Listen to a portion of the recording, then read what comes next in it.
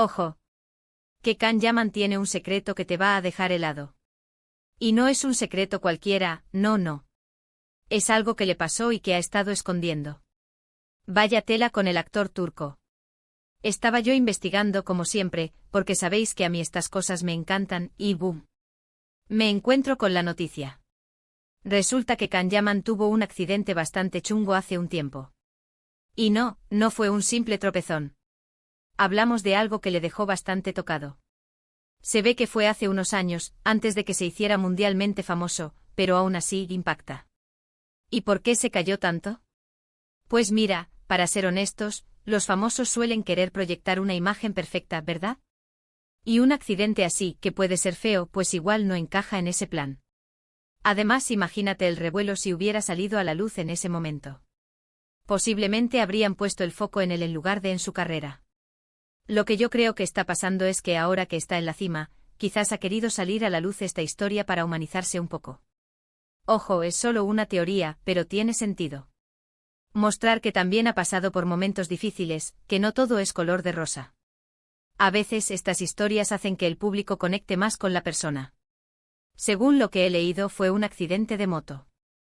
Sí, de esas que son potentes y que si te caes, pues te haces daño de verdad. Parece que se fracturó algo importante, algo serio. Y claro, la recuperación debió ser un palo. Estar un tiempo parado sin poder hacer su vida normal, y encima con el secreto a cuestas, imagina la presión. Muchos dicen que estos accidentes son lecciones de vida. Y yo sospecho que en el caso de Kan, tuvo que ser una buena lección para él. Le obligó a parar, a reflexionar, y seguramente le dio una perspectiva diferente de las cosas. Sobre todo cuando estás empezando y tienes tantas ambiciones. Pero aquí viene lo bueno, el salseo gordo. ¿Por qué ahora?